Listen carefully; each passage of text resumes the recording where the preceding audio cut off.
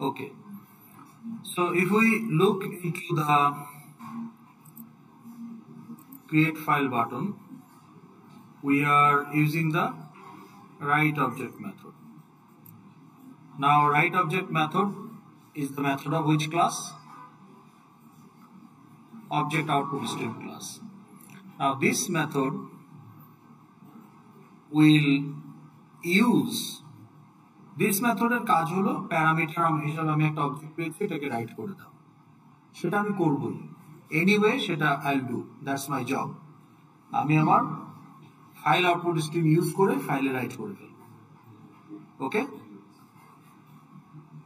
কিন্তু আমি আরেকটা কাজও করব, যে if it is the first write call after opening the file, I will also write the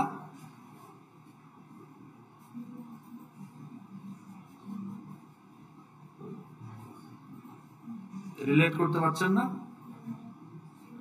Okay, what this write object does, what is the job of this write object method?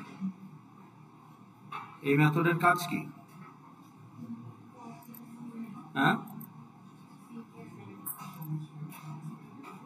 বলেন, শুনি নাই। Array list করতে আসবো? না না না, that was not the question. Question is, what is the job of this write object method?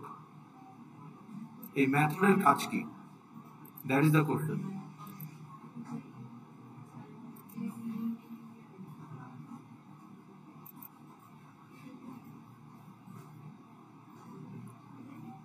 এই মেথডের একটা পারপাস আছে, তাই না? আপনি এসকিউআরটি মেথড কেন ইউজ করেন?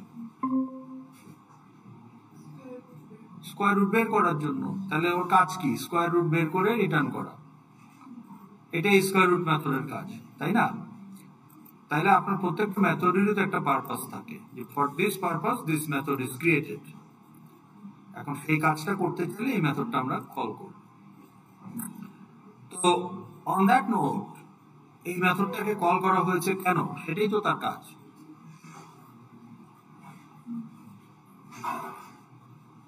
What is the purpose of this method? এই কাজটা কি?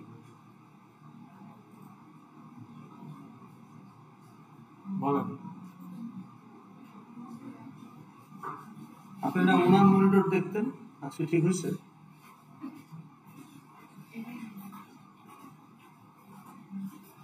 বলেন, what is the purpose of this method?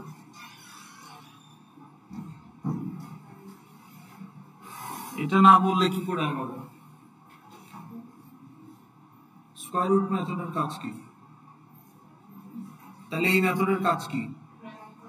কি রাইট করা? কোনটা? সি রাইট করা। প্যারামিটার হিসেবে সি কাকে রিপ্রেজেন্ট করে? একটা অবজেক্টকে রিপ্রেজেন্ট করে। তাহলে এই মেথডের কাজ হলো যে whenever it will receive an object, it will write it to the file. কোথায় রাইট করবে? এই স্ট্রিমটা ফিজিক্যালি যে ফাইলটাকে রিপ্রেজেন্ট করে বা ডেস্টিনেশন হিসেবে যেটা আছে সেখানে সে রাইট করবে। So in our case the destination is file. ওকে, এখন এর বাইরে কি আর কিছু করবে এই মেথডটা? আমরা গত ক্লাসে কি ডেমো দেখেছি? বাইনারি ফাইলে প্রথমে একটা এই যে ফাইলের সাইজ ক্যালকুলেট করলাম, করে আমরা কি এস্টাবলিশ করলাম? যে বাইনারি ফাইলে প্রথমে কি রাইট হয়? File header, metadata, information about your class. তো তাহলে আমার ফাইলে প্রথমে হেডার যাবে, দেন অবজেক্টস, রাইট অবজেক্ট। তারপর আমি যখন এটাকে ক্লোজ করে দিচ্ছি, ফাইলটা রিলিজ হয়ে যাচ্ছে। দেন কালকে এসে আবার আমি ফাইলটা ওপেন করলাম, আবার আমি রাইট অবজেক্ট করলাম। এখন কি হবে? So let's assume in the day 1, খেয়াল করেন, আমরা কি অ্যাপেন্ড করেছিলাম? অ্যাপেন্ড করার পরে দেখলাম যে লোড করতে পারতেছে না, পুরোটা লোড করতে পারতেছে না। এটাকে আমরা দেখেছি? একটু কথা বলেন। আচ্ছা ওকে, তাহলে আমরা কাজটা করি, করলে পর আপনার জন্য হয়তো আর একটু সুবিধা হবে। So let me delete both the files. এখন কি হবে, ফাইল অ্যাপেন্ড হবে না ক্রিয়েট হবে?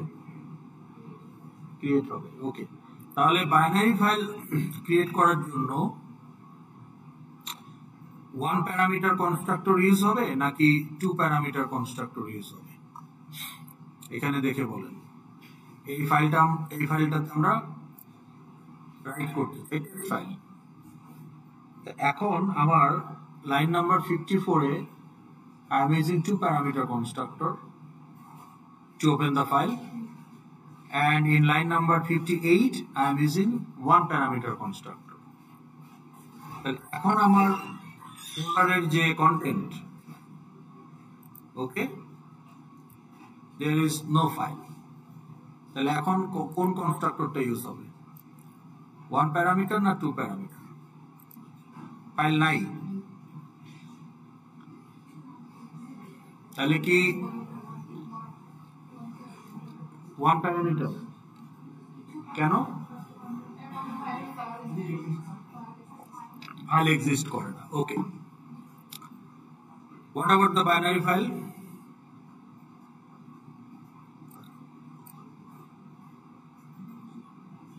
এখানেও one parameter constructor will be used. তো এখন এখানে যেটা হচ্ছে, ফাইলটা আমরা ওপেন করতেছি কিন্তু ফাইল আউটপুট স্ট্রিম দিয়ে, এটা আমরা গত ক্লাসে এস্টাবলিশ করেছি। এখন এই এফওএস এটা অ্যাপেন্ড করার জন্য ফাইলটাকে খুলুক আর ক্রিয়েট করার জন্য এই ফাইলটাকে খুলুক, যেটাই হোক না কেন, সে এখন অবজেক্ট আউটপুট স্ট্রিমের অ্যাসিস্ট্যান্ট। তাহলে অবজেক্ট আউটপুট স্ট্রিম যখন এফওএস কে ব্যবহার করবে, ডিপেন্ডিং অন যে এফওএস অ্যাপেন্ড করার জন্য ফাইলটা খুলেছে না ক্রিয়েট করার জন্য, তার উপর বেস করে রাইট হবে। এখন আমরা কি করছি, এই এফওএসটাকে অবজেক্ট আউটপুট ওএস এর কনস্ট্রাক্টরে দিয়ে দিচ্ছি। Now your object output stream is ready, now this guy is ready. এখন আমার কাজ হলো এটাকে ক্লায়েন্ট বানিয়ে রাইট অবজেক্ট কল করে দেওয়া। তো তাহলে আমার এই কোর্স অবজেক্ট গুলো একটা একটা করে ফাইলে রাইট হবে।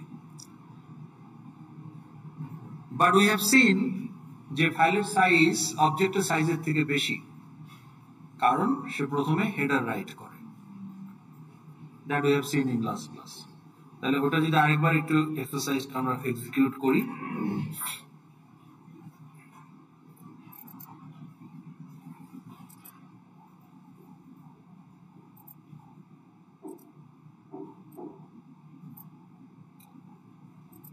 So there is no file, book 1, course 1,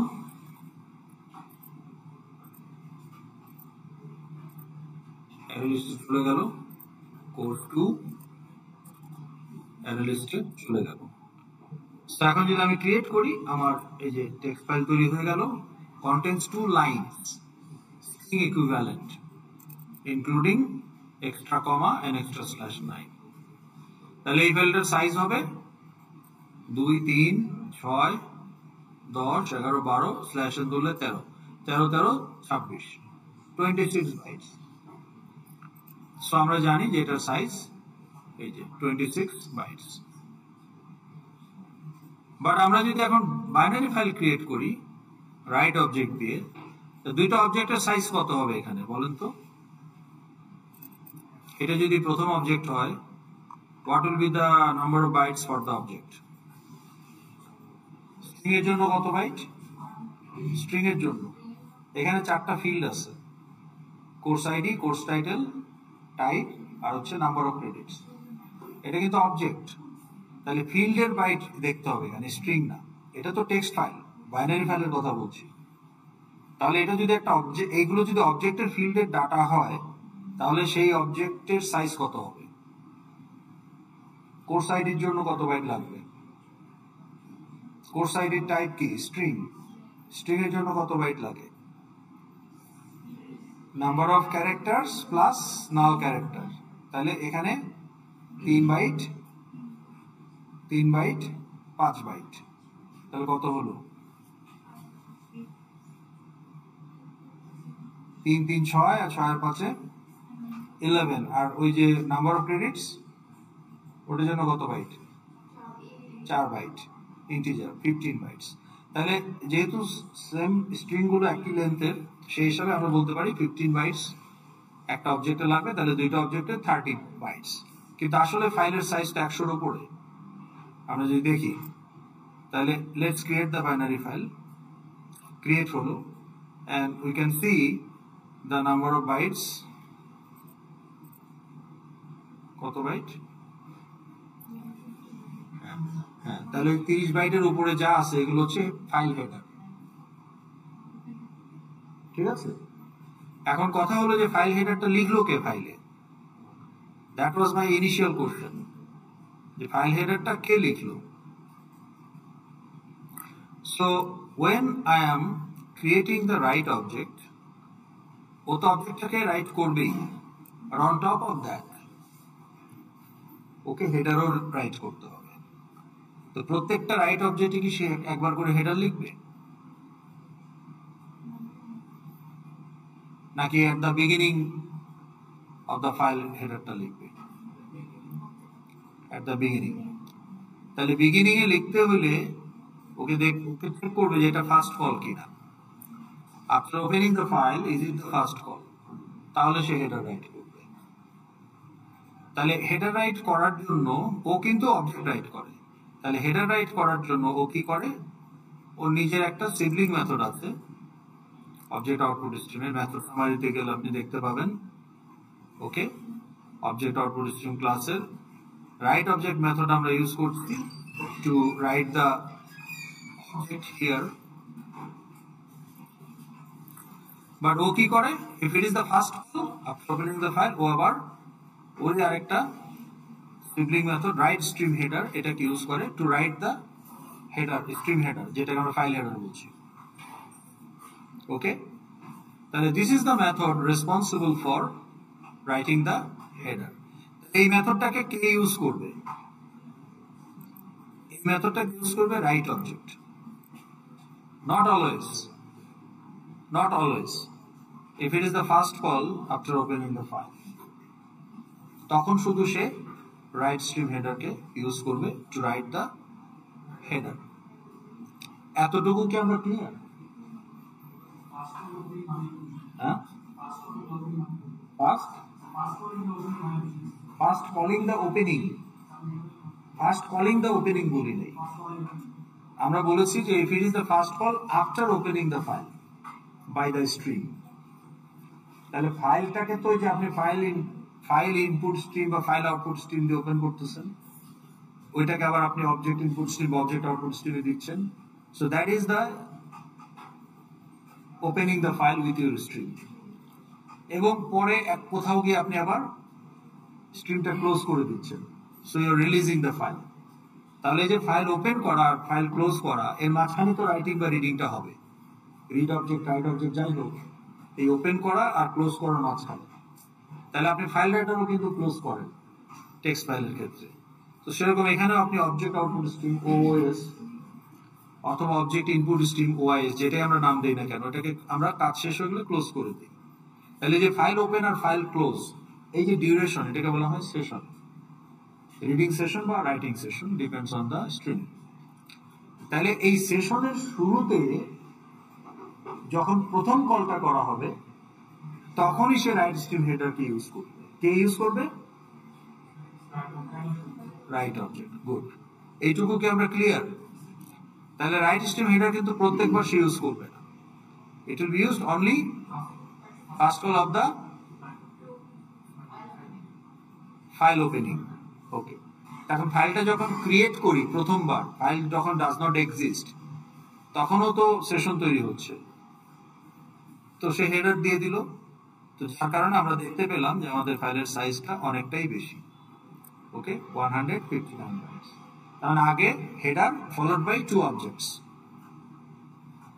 তাহলে আমাদের এই যে ফাইলটাতে এখন কি আছে দুইটা অবজেক্ট আছে উইথ কোর্স আইডি 11 এন্ড 22 তাহলে এই দুইটা অবজেক্ট রাইট হয়েছে but before that header write হয়েছে তাহলে ফার্স্ট কলে সে রাইট স্ট্রিম হেডার ইউজ করেছে তারপরে সে অবজেক্ট 11 কে রাইট করেছে পরের বার সে রাইট অবজেক্ট মেথড আর হেডার ইউজ করে নাই, সে সব শুধু অবজেক্ট ডাবল টু কে রাইট করেছে। তাহলে আমার ফাইলে কি আছে এখন? Header, object double one, object double two.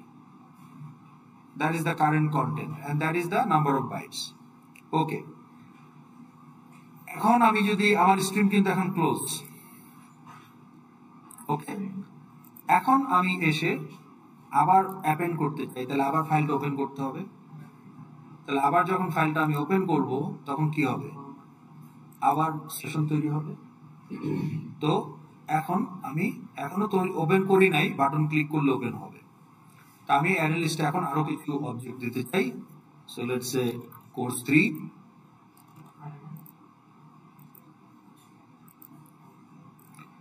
course 3 and then course 4. তাহলে এখন আমার অ্যারে লিস্টে কয়টা অবজেক্ট আছে? আর অ্যারে লিস্টে এখন দুইটা। অ্যারে লিস্ট কখন তৈরি হবে? যখন অ্যারে লিস্ট তো আমার কন্ট্রোলার ক্লাসের লোকাল, তাহলে কন্ট্রোলার যখন জেনারেট হবে তখনই অ্যারে লিস্ট তৈরি হবে। তাহলে every time I close the fxml controller object is released. Okay, এই যে কন্ট্রোলারও তো একটা ইনস্ট্যান্স হয়, ওটাও তো একটা ক্লাস, কন্ট্রোলার একটা ক্লাস না? তাহলে ওটারও একটা ব্যাকগ্রাউন্ডে ইনস্ট্যান্স তৈরি হয়, সেটার ফিল্ড হচ্ছে আপনার অ্যারে লিস্ট, কোর্স লিস্ট, যেটা আপনি ডিক্লেয়ার করেছেন। That's local to the controller class. তাহলে আগের অ্যারে লিস্টে 1 2 ছিল, ওটা যখন ক্লোজ করে দিছে ওই কন্ট্রোলার চলে গেছে, the memory was released, so array লিস্টও তার সাথে চলে গেছে। এখন নতুন করে আবার ওপেন করলাম, নতুন করে আবার কন্ট্রোলার ইনস্ট্যান্স, নতুন করে তার ভিতরে আবার কোর্স লিস্ট।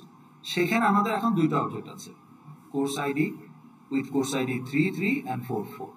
তাহলে এখন যদি রাইট করি কি হবে? আসলে এই দুইটা অবজেক্ট অ্যাপেন্ড হবে। তাহলে আমার টেক্সট ফাইলে অলরেডি আমার দুইটা লাইন আছে, যদিও অবজেক্ট নাই, কিন্তু অবজেক্টের যে কোর্স স্ট্রিং ইকুইভ্যালেন্ট উইথ কমা টমা এগুলো দুইটা লাইন আছে। তাহলে এখানে আরো দুইটা লাইন অ্যাপেন্ড হয়ে যাবে, আর আমার বাইনারি ফাইলেও আরো দুইটা অবজেক্ট অ্যাপেন্ড হয়ে যাবে। ওকে, তাহলে এখন কিন্তু আমার যেহেতু ফাইল এক্সিস্ট করে, কমা ট্রু কনস্ট্রাক্টর ইউজ হবে দুইটাতে, সো অ্যাপেন্ড হবে। তাহলে আমরা অ্যাপেন্ড করে দেই, অ্যাপেন্ডেড in text file, অ্যাপেন্ডেড in binary file. তো টেক্সট ফাইলের সাইজ ছিল আগে কত? 26 বাইট টেক্সট ফাইল, এখন হয়ে যাবে আর একটু বেশি, আরো দুইটা লাইন যেহেতু অ্যাড হয়েছে, তাহলে এখন হয়ে গেছে 54 byte because of the new content. এই যে 4টা লাইন চলে আসছে। ওকে, আর আমার ওইটাতে ছিল 160 মতো, তাহলে আরো দুইটা অবজেক্ট যদি অ্যাড হয় তাহলে আরো 30 মতো বাড়তে পারে, 190, কিন্তু আসলে এটা আরো বেশি হবে। কেন? কারণ ওই পরের দুইটা অবজেক্ট, অবজেক্ট 3 and 4, এটা তো আমি অন্য একটা সেশনে রাইট করতেছি, তাহলে আগে সে হেডার রাইট করবে। হ্যাঁ, তাহলে আমি যদি এখন সাইজ দেখি, তাহলে আমরা দেখতে পেলাম যে আমাদের সাইজ ছিল 160 বাইটস, এখন হয়ে গেছে 319 বাইট। তার মানে অ্যাপেন্ড হয়েছে। এই ফাইল যে গ্রো করতেছে, that itself is the proof that append হয়েছে। তাহলে আমার বাইনারি ফাইলের কন্টেন্ট কি? প্রথমে আছে header, then object 1, object 2, then again header, object 3, object 4। এইভাবে যতগুলো সেশন আমি তৈরি করতে থাকবো, প্রত্যেক সেশনে in between session objects there will be header bytes. Understood how the default setup works? Okay, now question is it a problem? এটা কি কোনো সমস্যা? এই যে বারবার হেডার রাইট হচ্ছে,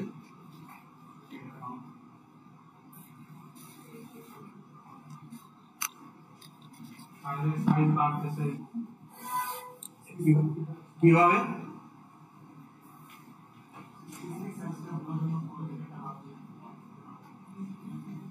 হেডার তো ফাইলের শুরুতে আছে, কিন্তু আমার প্রশ্ন হলো আমি প্রথম সেশনে 10টা অবজেক্ট রাইট করছি, পরের সেশনে 5টা রাইট করছি, এইভাবে আমি 100টা অবজেক্ট রাইট করছি। আমার একটা হেডার থাকলেই তো হয়, কিন্তু আমার হেডার আছে 6-7টা সেশনে রাইট করছি, এই জন্য 6-7টা হেডার মাঝখান দিয়ে। এই যে মাঝখান দিয়ে হেডার ঢুকে পড়া, ইজ দ্যাট এ প্রবলেম? আপনার আনসার কি ছিল?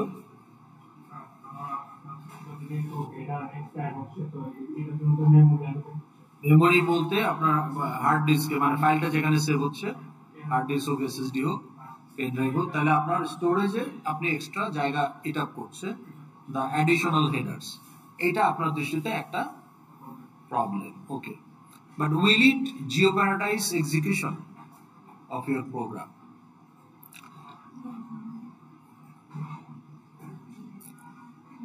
আচ্ছা, it will create a problem for us. আমাদের কিন্তু 4টা করে অবজেক্ট বা টেক্সট ফাইলে 4টা লাইন, বাইনারি ফাইলে 4টা অবজেক্ট এখন আছে। তো টেক্সট ফাইল থেকে আমরা রিড করব কিভাবে? আমরা ওই যে স্ক্যানার দিয়ে লাইন রিড করব, হ্যাশ নেক্সট লাইন 4বার কাজ করবে, 4টা লাইন রিড হবে, ওগুলোকে স্প্লিট করে পার্স করে অবজেক্ট বানিয়ে টেবিলে অ্যাড করে দিই। তাহলে আমরা এখন যদি ভিউ লোড কন্ট্রোল এফএক্সএমএল চলে যাই, তাহলে এখানে এই টেবিলটাতে আমরা টেক্সট ফাইল থেকে লোড করতেছি, আমাদের 4টা লাইন রিড করে সেগুলোকে স্প্লিট করে অবজেক্ট বানিয়ে টেবিলে দিয়ে দিলাম, সো ইটস ফাইন। এখানেও তো 4টা অবজেক্ট আছে বাইনারি ফাইলে, কিন্তু এখানে রিড করতে গিয়ে আমার 2টার বেশি দেখাচ্ছে না, কিন্তু আমরা জানি সাইজ অ্যানালাইসিস করে যে অ্যাপেন্ড হয়েছে, তাহলে দেখাচ্ছে না কেন? That is the bigger problem then what you said, যে মেমোরি নিচ্ছে বেশি ফাইলের সাইজটা একটু হলেও বেশি হয়ে যাচ্ছে, সেটার থেকে এটা বড় প্রবলেম। তাহলে এটা কেন হচ্ছে?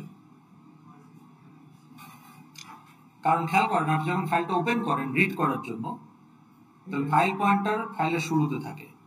তো যখন আপনি ওপেন করতেছেন, হেডারটা রিড করে ফেললো, ওটা সে নিজেই করে নিবে, রিড অবজেক্ট কল করতে হবে না, ওপেন করলে সে এটা রিড করে ফেলবে। এখন ফাইল পয়েন্টার কোথায় আছে? অবজেক্ট 1 এর আগে আছে। তা আপনি ওখানে কি করছিলেন? রাইট অবজেক্ট করছিলেন, এখানে কি করবেন? রিড অবজেক্ট, রিড করে ফেললো, এখন পয়েন্টার এখানে। তারপরে আবার আপনি লুপ ঘুরে রিড অবজেক্ট, ওখানে রাইট অবজেক্ট করা ছিল, রিড অবজেক্ট, ওকে, লুপ ঘুরে আবার রিড অবজেক্ট, কিন্তু এখানে রাইট করা আছে অবজেক্ট না হেডার? তো হেডারের ইনফরমেশনটা আপনি অবজেক্ট বানাতে চাচ্ছেন, and that will fail, exception হয়ে যাবে। এক্সেপশন হয়ে গেলে ট্রাই ব্লক থেকে বের হয়ে আসবে। সো দেয়ারফর আপনার টেবিলে আর কিছুই আসবে না। Even though your table might contain hundreds of objects file, কিন্তু আপনি প্রথম সেশনের অবজেক্টগুলো শুধু লোড করতে পারবেন। কারণ আপনি তাহলে এই মাল্টিপল হেডারটা দিচ্ছে কেন? Inherently it's not a problem, because এটা আছে কেন ডিফল্ট হিসেবে? You can actually keep different type of object in a same file.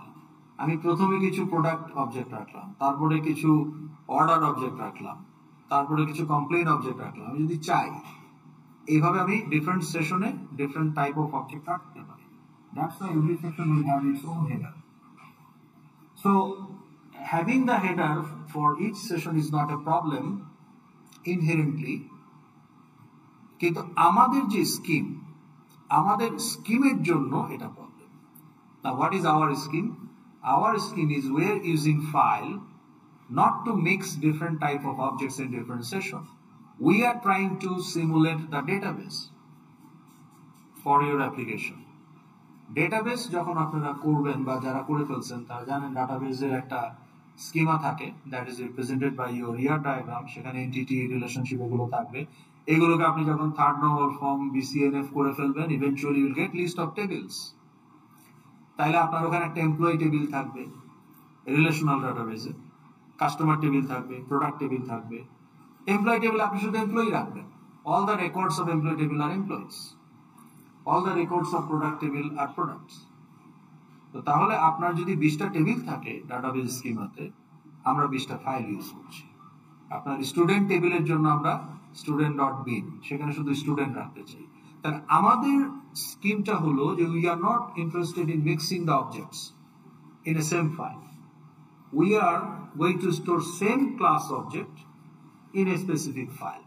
So student.bin in our case will contain only student objects in multiple sessions potentially. In product.bin we will keep only product objects in multiple sessions. Then আমাদের জন্য multiple header এর প্রয়োজন নেই, because we are not mixing different type of objects. তাহলে আমাদের জন্য একবার থাকলেই হয়।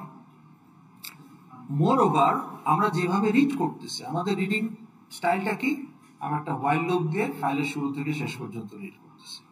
read object, keep reading the object, open the file and keep reading the objects. তাইলে because of this reading ideology that we are following, এইটার কারণে ওই মাল্টিপল হেডার গুলো আমার এক্সেপশন ঘটায় দিচ্ছে। এখন আমি যদি মাল্টিপল হেডার রেখে ডিফারেন্ট টাইপের অবজেক্টকে রিড করতে চাই ইন সেগমেন্টস, তাহলে ওইভাবে লুপ চালায় কন্টিনিউয়াস রিড অবজেক্ট করা যাবে না। That's a different issue. So writing multiple header as a default is not a fault, এটা অন পারপাস এভাবেই ডিজাইন করা, কিন্তু আমাদের জন্য এটা প্রবলেম ক্রিয়েট করতেছে because we are reading the file sequentially from top to bottom. তাহলে এটার সমাধান কি? হাউ ক্যান উই, না বলেন আপনার আইডিয়াটা বলেন। আমার তো হেডার একটা লাগবেই, একটা হেডার তো লাগবে ফাইলের শুরুতে, নাহলে তো আমি প্রথম অবজেক্টই রিড করতে পারবো না। I need the information about the data, meta data. So আমার প্রথমে যে ফাইল ক্রিয়েট করার সময় যে ফাইল হেডারটা তৈরি হয়, স্টোর হয়, ওটা কিন্তু লাগবে। সো আমাদের আইডিয়াটা হলো যে easiest solution of this problem is, যাতে আমরা সব রিড করতে পারি, তার জন্য ইজিয়েস্ট সলিউশন হলো, খেয়াল করেন যে আমরা হেডারটা রাইট করব যখন ফাইলটা ক্রিয়েট হবে। তার মানে in the very first session হেডারটা ফাইলে দিয়ে দেব। হ্যাঁ, আমার ফাইলে 200টা অবজেক্ট আছে, 200টা অবজেক্ট আমি একবারে রাইট করি নাই, বিভিন্ন সময়ে রাইট করেছি। তা আপনি ধরুন 10 দিনে আপনি কিছু কিছু করে অ্যাড করছেন, তাহলে কয়টা সেশন আছে? 10টা সেশন। তাহলে হেডার থাকবে কয়টা? 10টা। কিন্তু আমরা চাই কয়টা? একটা। বাকি মাঝখানে 9টা থাকবে না, তাহলে একটা তো চাই। সেইটা কোন সেশনে চাই? First session. কখন? ফাইল যখন ক্রিয়েট হয়, ওইটাই আমি বলছি যে আমরা চাই যে ফাইল যখন ক্রিয়েট হবে তখনই শুধু হেডার রাইট হবে, কিন্তু যখন অ্যাপেন্ড হবে তখন হেডার রাইট হবে না। তার মানে আমরা বলতে চাচ্ছি যে এই রাইট অবজেক্ট আমি কল করেছি, এখন এই right object will use right stream header প্রত্যেকটা সেশনে।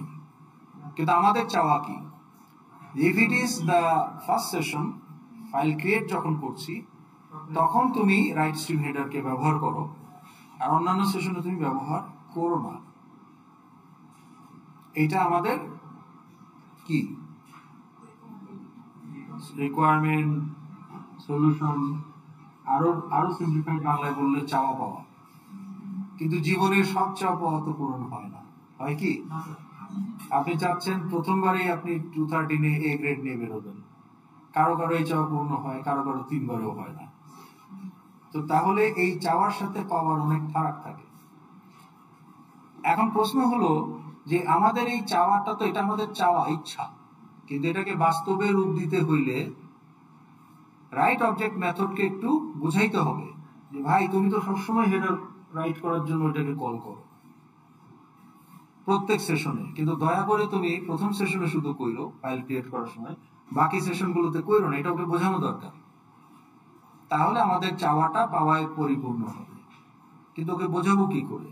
ওকে বোঝাতে হলে তো লাইব্রেরি ক্লাস মডিফাই করতে হবে, because it's a library class method, object output stream ক্লাসের method. Now can you modify library class?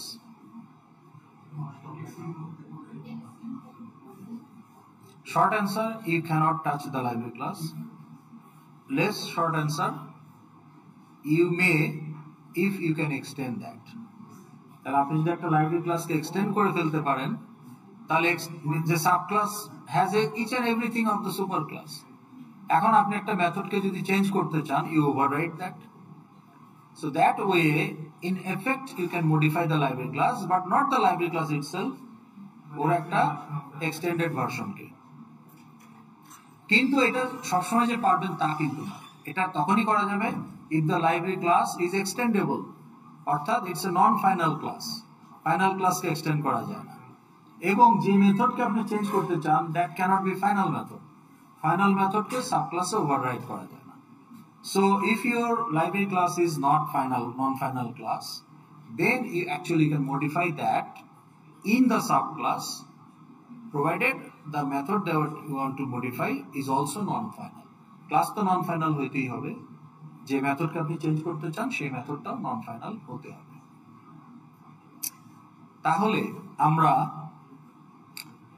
এখানে ধরেন আমার এই অবজেক্ট আউটপুট স্ট্রিমের একটা সাবক্লাস আমি বানাইলাম, ওকে, লেটস সে সেই ক্লাসটার নাম দিলাম অ্যাপেন্ডেবল অবজেক্ট আউটপুট স্ট্রিম, বা আপনি যে কোনো নাম দিতে পারেন, ওকে। Now I have already created one such class in the utility folder, এই যে appendable object output stream extends object output stream, ঠিক আছে। এখন প্রশ্ন হলো এখানে দুইটা মেথড ইনভলভ, একটা হচ্ছে রাইট অবজেক্ট আর একটা হচ্ছে রাইট স্ট্রিম হেডার। আমরা কোনটাকে মডিফাই করতে চাই? রাইট স্ট্রিম হেডারকে যদি মডিফাই করি রাইট অবজেক্ট মডিফাই হবে না, দুইটা তো মডিফাই করার দরকার না, একটা করলেই হবে। তাহলে if you decide to modify the write stream header, তাহলে আপনাকে মনে রাখতে হবে যে প্রত্যেক সেশনেই রাইট স্ট্রিম হেডার কল হবে, because you are not modifying the write object. তাহলে আপনাকে এখানে পলিমরফিজম নিয়ে আসতে হবে। যে আপনাদের খেয়াল আছে কিনা, ইউজারের সাবক্লাস যদি হয় এমপ্লয়ি কাস্টমার, তাহলে আমরা বলতে পারি না যে user you equal to new user, এটা কি বলা যাবে নাকি যাবে না? যদি অ্যাট্রিবিউটস গুলো কি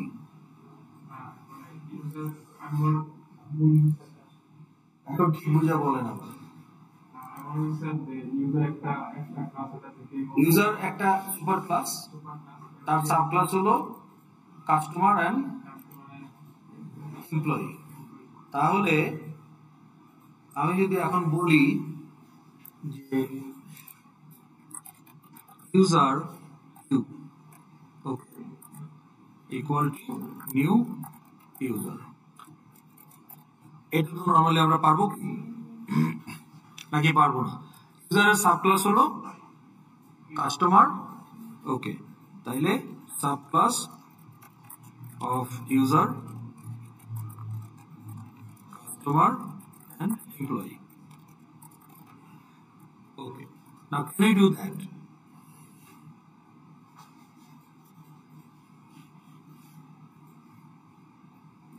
এটা আবার চিন্তা করা লাগে, এটা তো আপনি জিজ্ঞেস করার আগে আপনি বলে দিবেন ইনটিউটিভলি।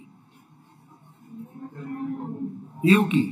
ইউজার ক্লাসের একটা হ্যান্ডেল ইনস্ট্যান্স হবে নিউ হইলে, নিউ না হওয়া পর্যন্ত আমরা ওটা বলবো ক্লাস হ্যান্ডেল বা ক্লাস ভেরিয়েবল। অবজেক্ট মানে ইনস্ট্যান্সিয়েটেড, যখন আমি বলছি যে ইটস অ্যান অবজেক্ট তখন, বা ক্লাস ইনস্ট্যান্স বললে আরো স্পেসিফিক্যালি বলা হয়।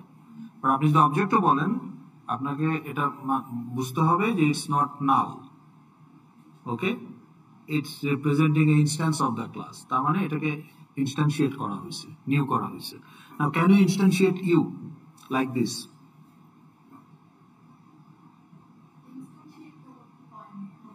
কেন? ওই যে নিউ ইউজার লিখছি, হবে না কেন?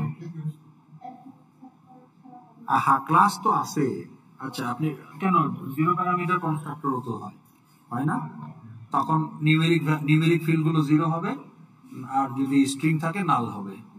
মানে কম্পোজিশন যদি অন্য ক্লাসের ফিল্ড থাকে সেগুলো নাল হয়ে যাবে, আর নিউমেরিক গুলো জিরো হয়ে যাবে যদি জিরো প্যারামিটার কনস্ট্রাক্টর ইউজ করি।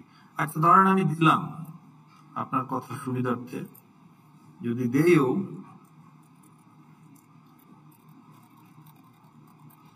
okay, now is it okay? Can I instantiate you like this? It depends. If user is not what? Good. Abstract class. You got a chocolate. তাহলে user যদি abstract হয় তাহলে করা যাবে না, but user যদি নন abstract হয়, মানে নো অ্যাবস্ট্রাক্ট মেথড, অল ফুল ইমপ্লিমেন্টেড মেথড, তাহলে এটা করা যাবে। তো এটা তো আমরা সবসময় করি, student S1 equal to new student, complex number C1 equal to new complex number, করতেছি না? এইটা নিয়ে এত মাথা বাড়িয়ে দিচ্ছেন কেন? রকেট সায়েন্সের মতো চিন্তা করতেছেন এটা অ্যান্সার দিতে। যে কোনো ক্লাসের হ্যান্ডেল আপনি সেই ক্লাসকে ইনস্ট্যান্সিয়েট করতেই পারেন, unless it is an abstract class. Okay, এখন আমি যদি বলি কাস্টমারকে ইনস্ট্যান্সিয়েট করতে চাইলে কি লাগবে? Customer C1 equal to new customer. ভালো কথা, এখানে আপনি প্যারামিটার যা দেওয়ার দিলেন, কিন্তু আপনি চাইলে এটাও বলতে পারেন যে user U2 equal to new customer. এটা আমরা করছি না ইনহেরিটেন্স যখন আলাপ করছি? তো এইটাকে বলা হয় পলিমরফিজম। তাহলে U2 can represent a user instance, U2 may also represent a customer instance or an employee instance. তাহলে superclass handle can refer to a superclass instance, but it is also capable of representing any subclass instance because of the easy relationship. আপনার যে বডিটা, এটা তো একটা কার body? স্টুডেন্টের body. আপনার অবজেক্টটাকে একটা স্টুডেন্ট অবজেক্ট, আপনার তো একটা স্টুডেন্ট নাকি? তাহলে একটা স্টুডেন্ট হ্যান্ডেল আপনাকে রেফার করতে পারবে না, কিন্তু আপনি তো একটা পার্সন। তাহলে পার্সন যদি স্টুডেন্টের সুপার ক্লাস হয়, তাহলে ইউ আর এ পার্সন, এটা কি আপনি ডিনাই করতে পারবেন? You are a student, that's fine, you are also a person. তাহলে যে কোনো টাইপের হ্যান্ডেল ক্যান রেফার ইউ। ঠিক আছে? এখন আমার যদি ওই আলোচনায় পরে যাব আমরা, পলিমরফিক কলটা আমরা এই প্রজেক্টে ইমপ্লিমেন্ট করব, কিন্তু তার আগে আমরা আমাদের কারেন্ট আলোচনায় থাকি। তাহলে আমার যদি এখানে object output stream OOS, now OOS can represent what? OOS equal to new object output stream, new OS, new object output stream কনস্ট্রাক্টরে যা দেওয়ার ক্ষেত্রে FOS, ফাইল আউটপুট স্ট্রিম।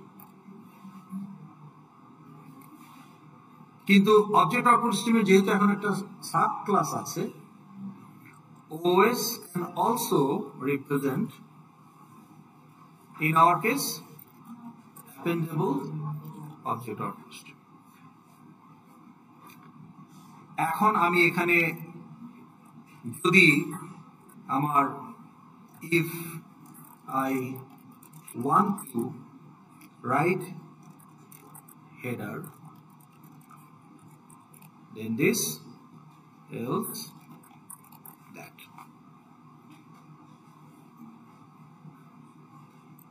এখন আমি যদি if else এর পরে গিয়ে বলি OS dot write object, তাহলে write object is available in both class, super class as well as sub class. Technically they are code same, কারণ আপনি ওভাররাইট করেন নাই, কিন্তু ওভাররাইট করেন নাই বলেই সেম মেথড বলা যাবে না। যখন OS, যখন ইফ কন্ডিশন হবে, তখন এটা লাইব্রেরি ক্লাসের মেথড হিসেবে এক্সিকিউট হবে। সো লাইব্রেরি ক্লাসের রাইট স্ট্রিম হেডারকে ইউজ করবে। আর যখন এলস হবে, তখন এটা সাব ক্লাসের রাইট অবজেক্ট হিসেবে এক্সিকিউট হবে। তো কাজে ও যখন ইউজ করবে, সাব ক্লাসের রাইট স্ট্রিম হেডার ইউজ করবে। তাহলে আমরা যদি এখন এই সাব ক্লাসে গিয়ে বলি যে রাইট স্ট্রিম হেডার আসলে কিছু করে না, এটি বলি, তাহলে কল হলে হবে, কিন্তু আসলে হেডার রাইট হবে না। তাহলে এই ভার্সনটা যখন কল হবে তখন হেডার রাইট হবে না, লাইব্রেরি ভার্সনটা যখন ইউজ হবে তখন হেডার রাইট হবে, বিকজ লাইব্রেরি ভার্সনটাকে আমরা এখানে মডিফাই করছি, রাইট অবজেক্টে কোনো মডিফিকেশন করি নাই। সো রাইট অবজেক্ট কল করবে, তুই কর কল, কিন্তু ফাইল যদি এক্সিস্ট করে তাহলে তো OS সাব ক্লাস, তাহলে সাব ক্লাসের অবজেক্ট হিসাবে মেথড হিসাবে রাইট অবজেক্ট কল হবে, তখন ও যখন এটাকে ইউজ করবে তখন এই এমটি বডিটা এক্সিকিউট হবে। আর যদি ফাইল এক্সিস্ট না করে তাহলে ওএস হচ্ছে নিউ অবজেক্ট আউটপুট স্ট্রিম, তখন রাইট অবজেক্ট লাইব্রেরি ক্লাসের মেথড হিসাবেই রান করবে, তখন সে রাইট স্ট্রিম হেডারকে কল করলে সেই স্ট্রিম হেডার ফাইলে রাইট করে ফেলবে। That is the solution. তাহলে আমাদের কোডে কি চেঞ্জ করতে হবে? তাহলে আমাদের কোডে যে চেঞ্জটা করতে হবে, এখানে আমরা কি করছি, আমরা এই অ্যাপেন্ড করি আর না করি, আমরা ইনস্ট্যান্স তৈরি করতেছি লাইব্রেরি ক্লাসের। এই অ্যাপেন্ড করলেও লাইব্রেরি ক্লাসের অবজেক্ট তৈরি হচ্ছে, অ্যাপেন্ড না করলেও লাইব্রেরি ক্লাসের অবজেক্ট তৈরি হচ্ছে, যার কারণে প্রত্যেক সেশনেই হেডার রাইট হয়ে যাচ্ছে। কিন্তু এখন আমরা কি করব, এখন আমরা এইখানে এটাকে নিউ না করে আমরা অ্যাপেন্ড করব কি করব না তার উপর বেস করে আমরা নিউ করব। তাহলে এখন এই যে দেখেন,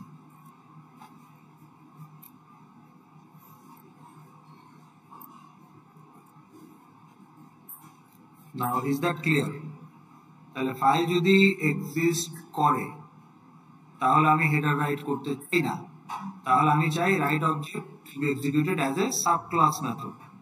তো তখন ওএস কে আমি সাব ক্লাসের ইনস্ট্যান্স রেফার করাবো।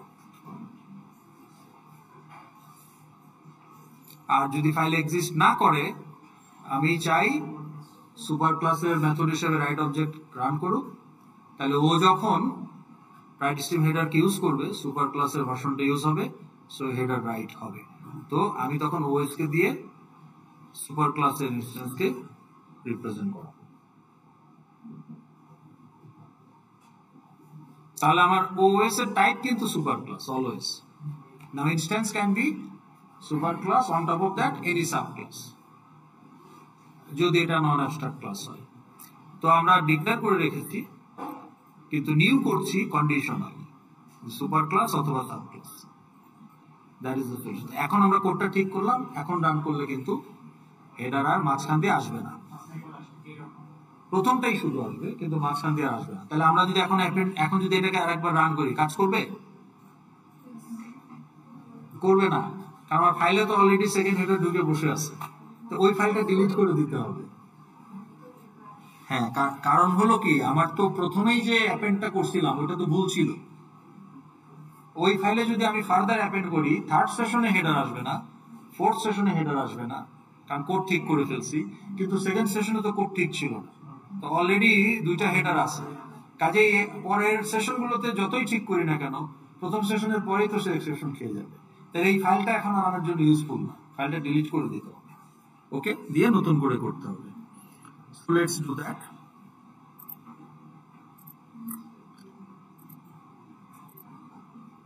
কোথায় এটা?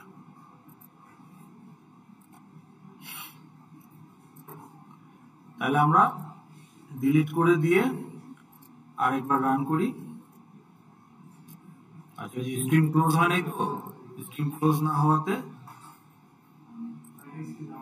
হ্যাঁ,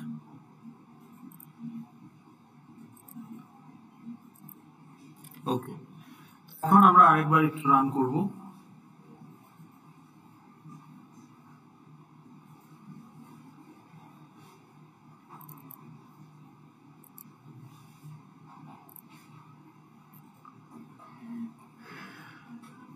Okay, so this is the situation room.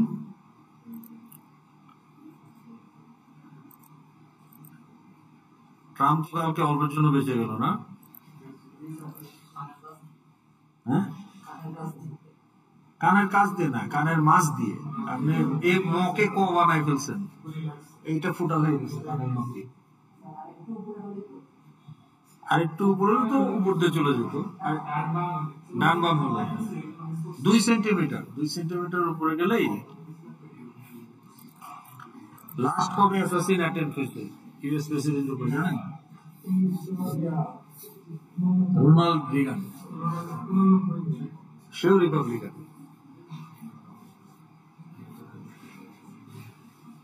আর মারা গেছে কে assassinated? Kennedy, John F Kennedy, তার নাকি নিউ ইয়র্কের যে সবচেয়ে বড় এয়ারপোর্ট তার নামে। আচ্ছা ওকে, ফালতু কথা না বলে আমরা কাজ করি।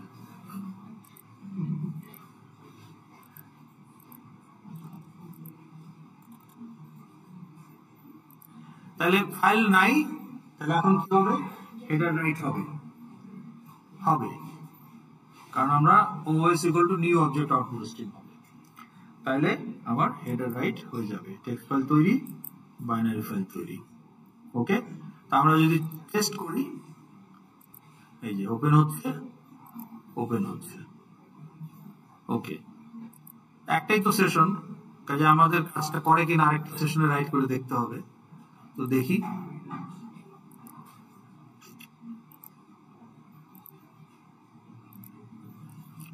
তাহলে এখন আরএ লিস্ট আবার খালি,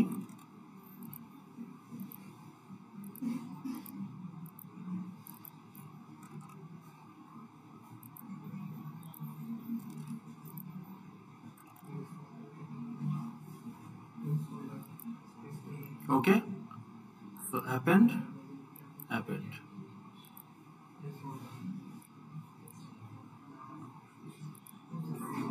হয়েছে 5টা, এখানেও দেখেন 5টা হয়ে গেছে, ঠিক আছে। So that is the approach you have to take for your classes, আপনার মডেল ক্লাসগুলোর জন্য যে বাইনারি ফাইলগুলো বানাবেন। তাহলে এই সাব ক্লাসটা কি প্রত্যেকটা ফাইলের জন্য বানাইতে হবে? Depends on what. আপনার 20টা মডেল ক্লাস আছে, non abstract fully implemented model class 20টা, যাদের অবজেক্ট তৈরি হবে, তাহলে 20টা বাইনারি ফাইল লাগবে। এখন এই 20টা বাইনারি ফাইলের জন্য কি 20টা সাব ক্লাস দরকার? তাহলে একটাই সাব ক্লাস পুরো প্রজেক্টের জন্য কাজ করবে, তাহলে এই সাব ক্লাসটা খালি একবার আপনাকে তৈরি করে রাখতে হবে, দ্যাটস ইট। আচ্ছা, এটার কনস্ট্রাক্টরে কি হচ্ছে বলেন তো একটু দেখি। না, এই সাব ক্লাসের কনস্ট্রাক্টরে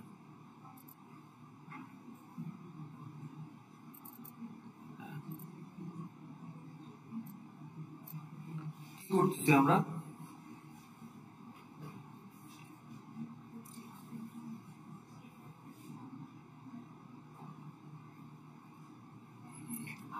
আউটপুট স্ট্রিম হচ্ছে এই যে file output stream, object output stream, এদের সুপার ক্লাস।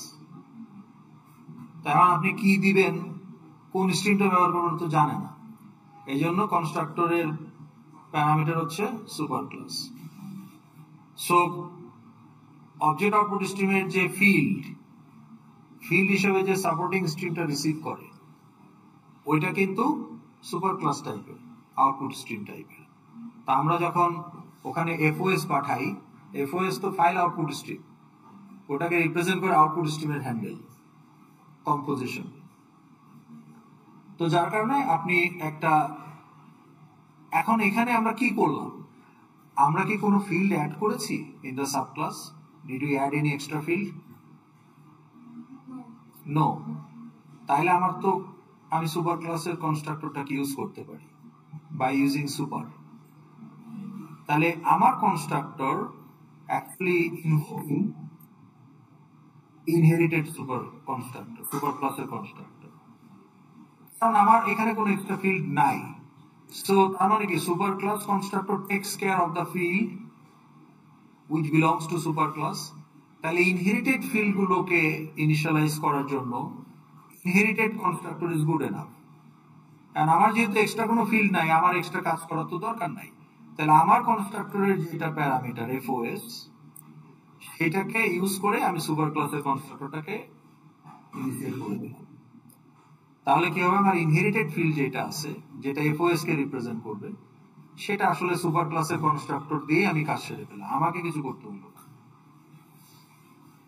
ঠিক আছে, কিন্তু এখানে যদি আপনি একটা এক্সট্রা ফিল্ড দিচ্ছেন, তাই না, এক্সট্রা ফিল্ড 2, এখানে আপনার আরেকটা সেকেন্ড প্যারামিটার আসতো, তাই না, প্যারামিটার 2। প্যারামিটার 2, তো তখন আপনাকে এই যে ফিল্ড 2 বা ফিল্ড 2 যদি বলেন, তো তখন আপনি কি বলতেন, this dot field 2 equal to field 2।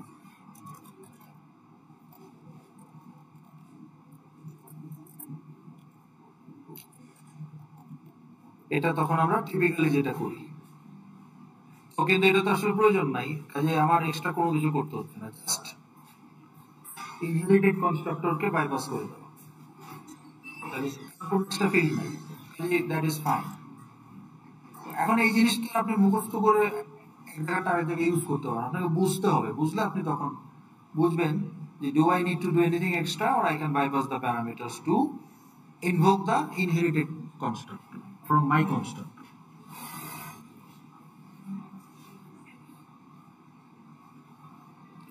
Random ক্লাসকে আমরা এক্সটেন্ড করেছিলাম না, খেয়াল আছে আপনাদের?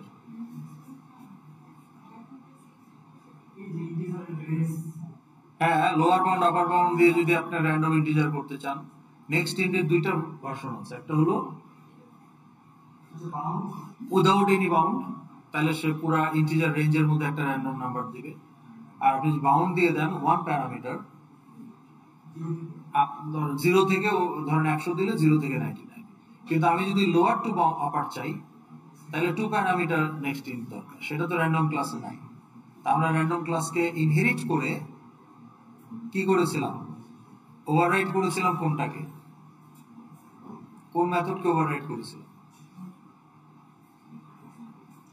এই যে লোয়ার বাউন্ড আপার বাউন্ড সহ করার জন্য আমরা র্যান্ডম ক্লাসের কোন মেথডকে ওভাররাইট করেছিলাম? Next int.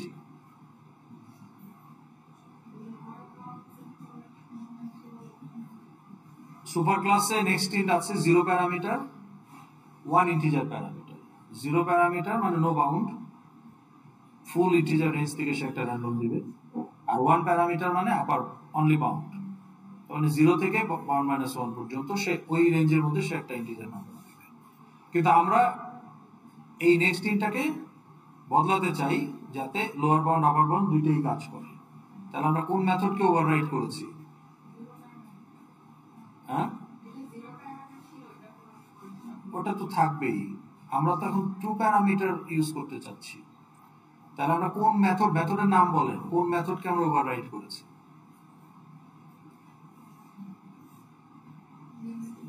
Next int. এটা কি বুঝতে পেরেছেন? তা আপনাকে একটা চকলেট দিছিলাম না, অর্ধেক আবার ফেরত নিয়ে নিলাম কেন? We are not overriding, we are overloading. আমি তো 0 প্যারামিটারকে ফেলে দিচ্ছি না সাব ক্লাসে, 1 প্যারামিটারকেও ফেলে দিচ্ছি না, ওদের সাথে এক্সট্রা আরেকটা 2 প্যারামিটার, তাহলে ওভাররাইডিং হবে কেন? তাহলে ওভারলোডিং। তাহলে প্রশ্ন আপনাকে অনেক সময় করা হবে, ইন্টারভিউতে এগুলো করা হয়, যে আপনাকে মিসলিড করা হবে যে আপনি কি ধরতে পারেন কিনা, নাকি আপনি ওই তালে তাল দিয়ে অ্যান্সার দিচ্ছেন। তো এইটা কিন্তু ইন্টারভিউয়াররা আপনাকে টেস্ট করবে। আপনি যদি ভালো অর্গানাইজেশন ইন্টার্নশিপের জন্য যান, তখন আপনাকে একটা সিম্বল কোড দিয়ে বলবে, আচ্ছা এখানে এই মেমোরিতে এই যে জিনিসটা ঘটতেছে এটা কেন ঘটতেছে, হয়তো মেমোরিতে কিছুই হচ্ছে না, তাহলে আপনি এটা ধরতে পারেন কিনা। একটা তো হলো যে আপনি জানেন কিনা ঘটলে কেন কি ঘটতেছে, সেটা ডাইরেক্ট কোশ্চেন, ডাইরেক্ট অ্যান্সার।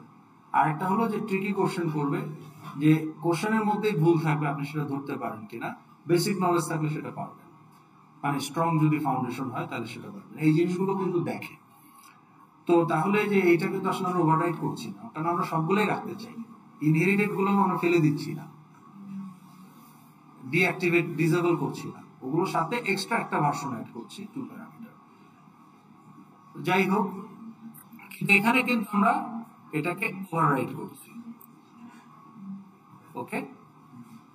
কারণ এই সাব ক্লাসের জন্য আমরা ওই যে কোডওয়ালা ভার্সন যেটা এটা রাইট করাটা চাই না, তাহলে ওটাকে আমরা রিপ্লেস করে দিচ্ছি, রিডিফাইন করছি, so we are overriding with same parameter list,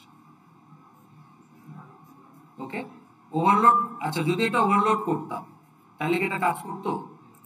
ধরেন এখানে একটা প্যারামিটার দিয়ে দিলাম, তাহলে তো এটা ওভারলোডেড, তাহলে কি আমাদের অ্যাপেন্ডটা কাজ করতো? করতো কি করতো না? কেন করতো না?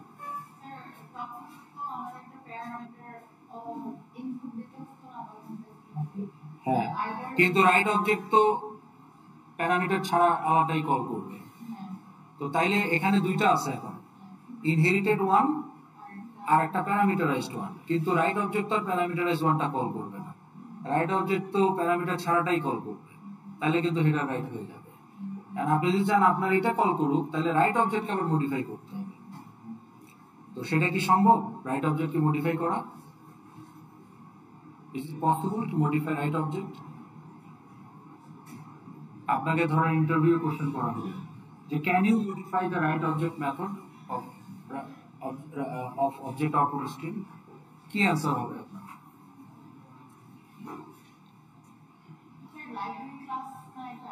লাইব্রেরি ক্লাস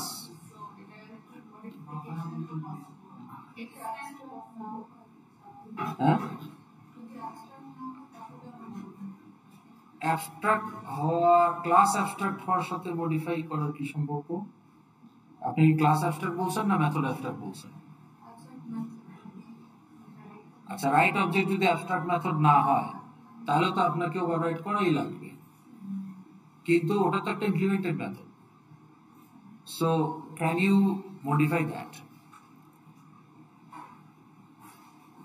কোশ্চেনটা আরো আপনাকে ফেভারেবল করে দেওয়া হলো যে suppose you inherited object output stream, can you override write object method? আপনি আনসার, আমি ইন্টারভিউয়ার, আমাকে কি আনসার দিবেন আপনি? You are not selected. আপনাকে বলতে হবে if right object is final method we cannot, but if it is not a final method we can. তাহলে আপনি কি পারবেন? তাহলে গিয়ে দেখেন,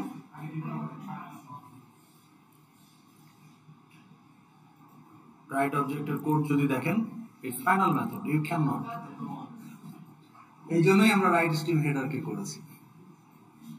আর এটা করতে পারলে এটা কমপ্লিকেটেড হতো, কারণ এটার মধ্যে অনেক কোড আছে,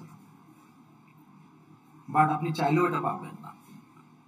এখন ইউ মে নট নো যে এটা ফাইনাল কি নট ফাইনাল, সেটা মুখস্থ রাখা সম্ভব না unless you use it frequently. কিন্তু আপনি এটা বলতে পারেন যে if it is final I can, if it is not I have to look into the documentation, I forgot. আপনি এটাতে শুরু করতে পারেন, I just forgot whether it's final method or not.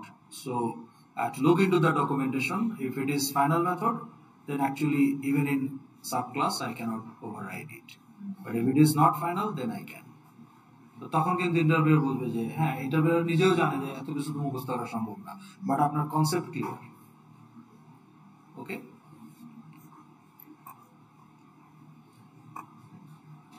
তাহলে আমাদের এগুলো সব হয়ে গেল। ওকে, এখন আমাদের ক্লাস আছে কয়টা? আপনাদেরকে একটু সেকশন 5 6 গত উইকে একটু ফাস্ট ফরওয়ার্ড করে পড়ানো, মানে একটু স্পিডে 1.25x এ পড়ানো হয়েছে। না না না, ওই ভুল, এটা তো আপনার, এটাই তো আপনাকে প্রশ্নটা হলো যে কেন করা হয়েছে।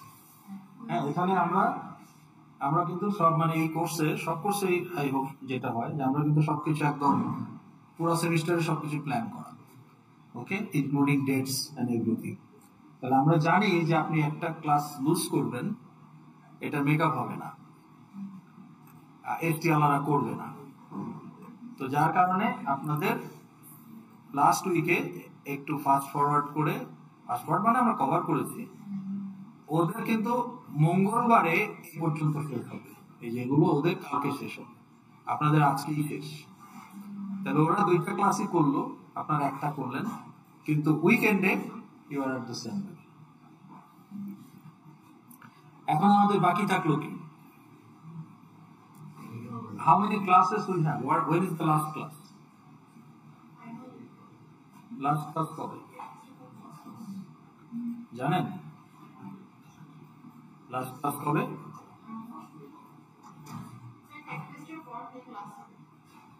না না, আইইউবি ক্লাস এন্ড কবে? হ্যাঁ, আইইউবি ক্লাস এন্ড হচ্ছে 14 তারিখ। 14 তারিখ।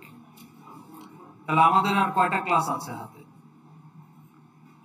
নেক্সট উইকে 3টা সেশন, নেক্সট উইকে 3টা, তারপরের উইকে 3টা, তারপরের উইকে 3টা, তারপরের উইকে 3টা, আমাদের 12টা ক্লাস আছে।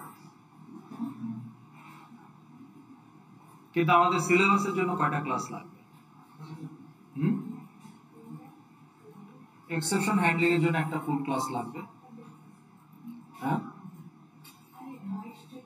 এখানে 3টা ক্লাস, এখানে 3টা ক্লাস পার উইক, 3টা ক্লাস, হ্যাঁ 3টা সেশন। তাহলে এখানে 3টা ক্লাস, 3টা ক্লাস, 3টা ক্লাস, 3টা ক্লাস, 12টা ক্লাস, তাই না? 6 তারিখে যদি চেক টেস্ট হয় 213 এর, তাহলে আপনাদের 12টা ক্লাসই পাচ্ছে। আর 7 তারিখে হইলে আমরা অ্যাটলিস্ট 10টা পাচ্ছি। তাহলে 10টা বা 11টা বা 12টা ক্লাস পাচ্ছেন ডিপেন্ডিং অন দ্য সেকশন। কিন্তু আমাদের লাগবে কয়টা? আমাদের লাগবে এক্সেপশন হ্যান্ডলিং এর জন্য একটা ক্লাস লাগবে। এরপরে আমাদের বাকি থাকবে কি, প্রজেক্টের কনটেক্সটে যদি চিন্তা করি, টেবিল হ্যান্ডেল, ইনপুট ক্যাপচার করা ডান, অবজেক্ট তৈরি করা ডান, ইনহেরিটেন্স হয়ে গেছে, ফাইল বাইনারি ফাইল হ্যান্ডলিং ডান। ফাইল হ্যান্ডলিং এর জন্য এক্সেপশন হ্যান্ডলিং লাগে। এক্সেপশন হ্যান্ডলিং একটুখানি আমাদের আরো ডিটেলসে জানতে হবে, একটা ক্লাস। এরপরে আপনি রিপোর্ট যখন জেনারেট করবেন, আপনার কোনো না কোনো ইউজার, আপনার যে 8টা ইউজার, তার মধ্যে কিছু ইউজার তো থাকবে যারা সিনিয়র ম্যানেজমেন্ট লেভেলের, সিইও, এমডি বা ওই ধরনের কেউ থাকবে। তাদের কিন্তু গোল দু একটা থাকবে যে generate report, view some report for decision making. তাহলে রিপোর্ট মে কন্টেন চার্টস, গ্রাফস। তাহলে আমরা চার্ট জেনারেট করা শিখবো। অনেক ধরনের চার্ট আছে, যদি দেখাই,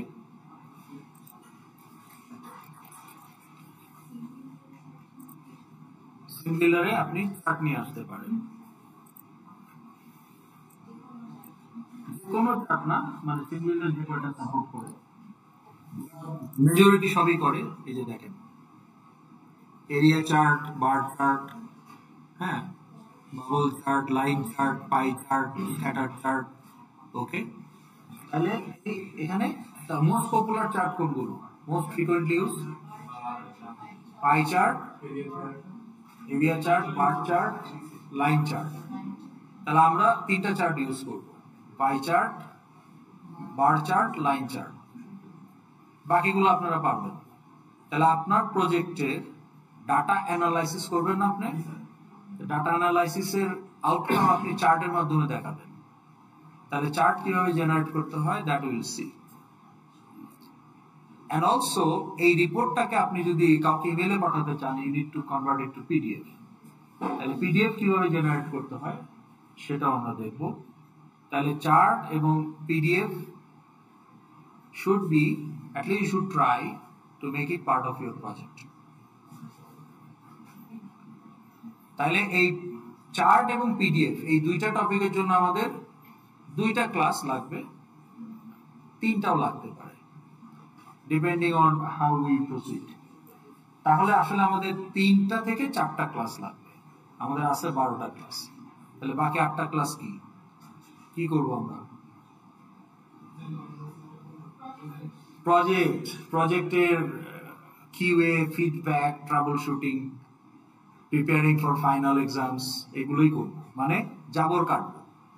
বাকি 8টা ক্লাস হচ্ছে আমাদের গরু যেমন ঘাস গিলে ফেলে, পরে যখন রেস্টে থাকে তখন ওইটা আবার কাগজতুলি থেকে এনে ওটাকে ভালো করে চাপায়। এটা জানেন তো, গরু কিন্তু ঘাস গিলে, চাপায় না, খাওয়ার সময় গিলে ডাইরেক্ট। এটা কি জানতেন না জানতেন না? হ্যাঁ হ্যাঁ, না আমরা এখন so urbanized, so high tech, city centric হয়ে গেছি, আমরা গ্রামের অনেক কিছু জানি না। তো এনিওয়ে, তো আমরা আসলে আমাদের যে এটা অন পারপাস ক্লাসটাকে ইন অ্যাডভান্স শেষ করে দেওয়া। সিলেবাস আমি বাড়াতে পারি, আরো 12টা ক্লাস নিতে পারি, লাভ নাই তো, আপনাকে তো সেটা অ্যাবজর্ব করতে হবে। এগুলোর জন্য আমাদের ওপি, অ্যাডভান্স ওপি কোর্স একটা আছে। তো এখন কথা হলো যে এখানে আমাদের, তাহলে আপনার কাজ কি? আপনার কাজ হলো, এটা করার উদ্দেশ্য হলো যাতে আপনি ইউ গেট একটা সাফিসিয়েন্ট টাইম। আপনাকে 6 তারিখে প্রজেক্ট ডেলিভারি দিয়ে দিতে হবে। হ্যাঁ, তো তাহলে আমরা ধরেন এই নেক্সট উইক যদি 20 তারিখের মধ্যে যদি পটেনশিয়াল আমরা সিলেবাস শেষ করে দিতে পারি, তাহলে 6 তারিখ পর্যন্ত আপনি আরো 4টা 5টা সেশন পাচ্ছেন। এই ক্লাসে তো আমরা আসবো, অ্যাটেন্ডেন্স দিব, তাই না? এটা তো এমন না যে সিলেবাস শেষ আর ক্লাস করতে হবে না। এটা রাখা হয়েছে যে আমরা যাতে আমাদের এই গ্যাপ গুলোকে আমরা রিইনফোর্স করতে পারি, যাতে we can get better prepared for final and we can deliver the project as a better project. Course আউটলাইনে ডে 1 এ দেওয়া আছে, কোঅর্ডিনেটেড।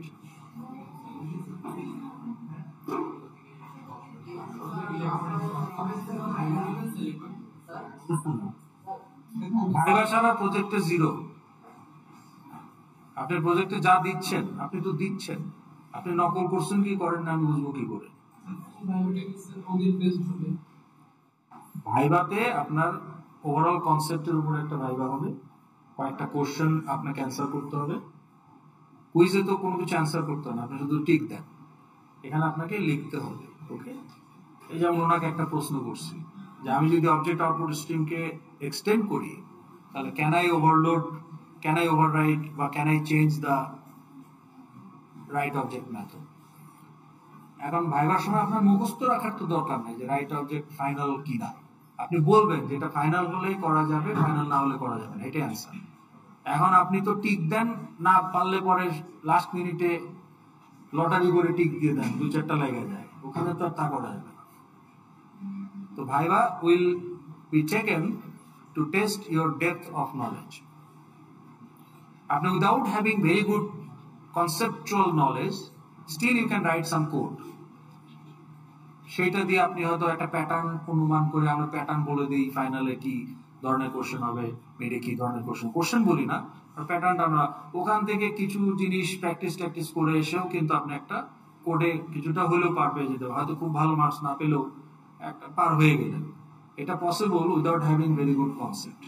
কিন্তু প্রজেক্ট যখন আপনি নিজের প্রজেক্ট করবেন, বড় প্রজেক্ট, ওইখানে কিন্তু কনসেপ্ট লাগবে। তাহলে আপনার সেই কনসেপ্টের দৌড় কতটুকু, এটার জন্য একটা ভাইবা হবে। ভাইবা হওয়ার পরে আপনার স্লটে যখন আসবেন অ্যাজ এ গ্রুপ, আপনাকে বলা হবে এখন আপনি মডিফিকেশন করেন অন ইউর প্রজেক্ট, বা আপনার প্রজেক্টে আপনি যেগুলো বলছেন যে আমি করছি সেই রিলেটেড একটা ছোট্ট একটা প্রবলেম আপনাদের দেওয়া হলো, যেটা একটু করে দেখান আমার সামনে 1 ঘন্টার সময় বা 1.5 ঘন্টার সময়। এখন আপনার প্রজেক্টে ভালো ভালো সব মাসওয়ালা জিনিসপত্র আপনি সাবমিট করছেন, কিন্তু এখানে দেখা যাচ্ছে যে আপনি কন্ট্রোলার ক্লাসে ডিক্লেয়ার করতেছেন মডেল ক্লাসের field. So what does that mean? আপনি যা আপলোড করছেন আপনার অংশ সবই হচ্ছে মানে এটা হচ্ছে ধার করা জিনিস। ওকে, ভদ্রভাবে বললাম। তো তখন কি হবে, সেটা যদি ধরা পড়ে যায় তখন কি হবে? ভাইভাতে 3 মার্ক ধরা পড়লে কি হবে? 3-এ 0, প্রজেক্টের 30-এ 0 না, আপনি কোর্সে ফেল। এই মিড টার্মে একটা নকল ধরা পড়ছে, আমার সেকশনে না, অন্য সেকশনে। হ্যাঁ, ভাইবা ভালো মতো, ভাইবা মানে মডিফিকেশন সহ যদি আপনি পেরে যান তাহলে আপনার দাবি এস্টাবলিশড হলো যে প্রজেক্টে আপনি যা জমা দিয়েছেন এগুলো আপনারই করা। তখন প্রজেক্টে কি জমা দিয়েছেন সেটা ইভ্যালুয়েট করে আপনি মার্কস পাবেন। ভাইবা মডিফিকেশন হচ্ছে আপনার দাবি প্রতিষ্ঠিত করা। কারণ আপনি বলেন যে দাবি প্রতিষ্ঠিত করতে তো আমাকে শ্রম দিতে হবে, তো ওইটার জন্য মার্ক আছে। মডিফিকেশনের জন্য একটা মার্ক আছে, ভাইবার জন্য একটা মার্ক আছে, দুইটা মিলে হয়তো 5-6 মার্ক আউট অফ 30। টেক ফেস্টে 5 মার্ক, তাহলে আপনার মার্কস গুলো কিন্তু ডিভাইডেড। প্রজেক্টের 30 মার্ক। এইটা don't get carried away with the myth. একটা বাজে একটা অপপ্রচার আছে যে ভাইবা ভালো করলেই কোর্সে ভালো গ্রেড। আর ভাই কোত্থেকে? আপনি ফাইনালে 100-তে 25 পাইছেন, তাহলে তো ফাইনাল তো 40%। 100-তে 25 পাইলে কত পাইলেন ফাইনালে? 100-তে যদি 25 পান, ফাইনালের 100 মার্কে যদি 25 আসে আপনার, তাহলে ফাইনালে আপনি কত পাইলেন? 10, তাহলে 30 তো ছুটে গেল আপনার।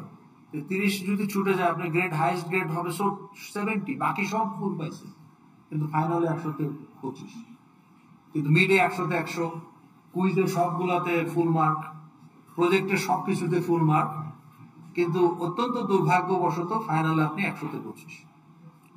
তো এইটা কি মানে প্রবাবল না পসিবল? প্রবাবিলিটি আপনি বলতে পারেন there is a probability but there is no possibility যে আপনি সবকিছুতে 100-তে 100 পাবেন, ফাইনালে আপনি 100-তে 25 পাবেন, এটা তো হবে না। Theoretically probability is there but possibility, so probability দিয়ে কখনো জীবনকে মাপতে যাবেন না, পসিবিলিটি দিয়ে মাপবেন। ওকে, তো তাইলে এখন কি হলো, তাহলে আপনার এই যে আপনি 30 মার্ক হারাই ফেললেন, তাহলে আপনার হাইস্ট মার্ক কত হতে পারে? 70। সেটা কখন হবে? বাকি সবকিছুতে ইউ আর সুপারস্টার। তাহলে 70 গ্রেড কত? গ্রেড কি? তা আপনি প্রজেক্টে খুব ভালো করছেন, but still your grade is C-। তো তখন আপনার মিথ ভেঙে চুরমার হয়ে যাবে। এই শুনছিলাম প্রজেক্টে ভালো, ভাইভাতে ভালো করলে ভালো গ্রেড পাওয়া যায়। বুঝতে পেরেছেন? প্রত্যেকটা জায়গাতে আপনাকে ভালো স্কোর তুলতে হবে আপনি যদি ভালো গ্রেড পেতে চান। তবে আমরা কিছু গ্রেডিং স্কেলিং করি, আমরা কিছু কার্ভ করি। এখন সেই কার্ভ তো আর আপনাকে আকাশ পাতাল তফাৎ করে দিবে না, একটা গ্রেড কম বেশি হতে পারে। আপনি হয়তো 39-41 পাইয়া ফেল করতেছেন, কার্ভ করাটা ওটা হয়তো কোনো মতে 45 হয়ে গেছে, পাস করলেন। হ্যাঁ, আপনি হয়তো 88-এ গিয়ে আটকায় আছেন, 87-এ গিয়ে আটকায় আছেন, 86-এ গিয়ে আটকায় আছেন, কার্ভ করলে দেখা গেল ওটা 91 হয়ে গেছে, A- থেকে আপনি পেয়ে গেলেন। কার্ভের সুবিধা হচ্ছে ওইটা, কিন্তু কার্ভ তো আপনাকে C থেকে A তে নিতে পারবে না, তাই না? সর্বোচ্চ 1 গ্রেড কিনা এটা বলা যাবে না, কার্ভের অনেকগুলো মডেল আছে, মানে গ্লোবালি আমরা এক এক সেমিস্টারে এক এক মডেল অ্যাডাপ্ট করি depending on the overall result. Actual result যখন আসে তখন আমরা বসে ডিসাইড করি যে কার্ভিংটা কিভাবে করব। Okay, there is a mean curve method, there is a scaling method, অনেক মেথড আছে। কার্ভ মানে এই না যে সবাইকে 5 করে বোনাস অ্যাড করে দাও, that's not curving, that's discretionary decision. Curving মানে I can't decide your mark কতটুকু বাড়বে, এইটা দ্য মডেল বা ফর্মুলা উইল ডিসাইড আপনার মার্ক কতটুকু। আপনার 3 বাড়তে পারে, ওনার 4 বাড়তে পারে, ওনার 4.5 বাড়তে পারে, ডিপেন্ডস অন দ্য মডেল। আমরা দেখি যে কোন মডেলটা নিলে এটা ওভারঅল ব্যালেন্সটা, হারমোনিটা ঠিক থাকে, আমরা সেরকম একটা কার্ভিং করি। তো কার্ভিং আপনার একটা, এটা হচ্ছে একটা বোনাস সর্ট অফ থিং, এটার উপর রিলাই করা যাবে না, আপনাকে নিজেকেই আর্ন করতে হবে। কার্ভিং হচ্ছে আপনাকে একটা আগায় দিল, সেটা যতটুকু দেয়, যাকে যতটুকু দেয়, ঠিক আছে? কারো ক্ষেত্রে 2টা গ্রেডও বাড়তে। হ্যাঁ বলেন। মিডের মার্কস, ওকে, মিডের মার্কস যেটা হচ্ছে যে আমি 3টা সেকশনে দেখাই ফেলছি অলরেডি, আপনাদের সেকশনে জাস্ট শেষের দিকে কয়েকটা বাকি আছে, তা আমাকে যদি আপনারা 1 ঘন্টা সময় দেন আমি শেষ করে ফেলতে পারি। হ্যাঁ, 25 জনের হয়েছে, আপনারা 32 না কতজন দিচ্ছেন আর কি পরীক্ষা, তো 25 সিরিয়াল 25 পর্যন্ত দেখাইতে পারবো। 25-এর পরে যারা আছেন তাদেরকে একটু 1 ঘন্টা খানেক ওয়েট করতে হবে, ঠিক আছে? আমি আমার রুমে যদি আপনার এখন কয়টা বাজে, 5:50, আপনারা যদি 6টা বাজে, তাই না? 5:50 আপনি 6:45-টার দিকে আসলে যারা বাকি আছেন তারাও দেখে ফেলতে পারবেন। আমি দেখাই দিই 25 পর্যন্ত যারা আছেন। হ্যাঁ, না এটা বোঝা যাবে না, আপনাকে আমি সবগুলো সেকশনই দেখাই দেই।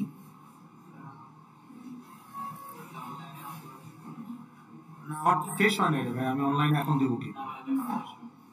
হ্যাঁ দিয়ে দিব, ওগুলো নিয়ে আপনার টেনশনের কিছু নাই, কিন্তু আপনাকে এখন দেখে আপনি থাকবেন না যাবেন এটা আপনাকে ডিসাইড করতে হবে। নো অটো উইথড্র, এটা জানেন তো?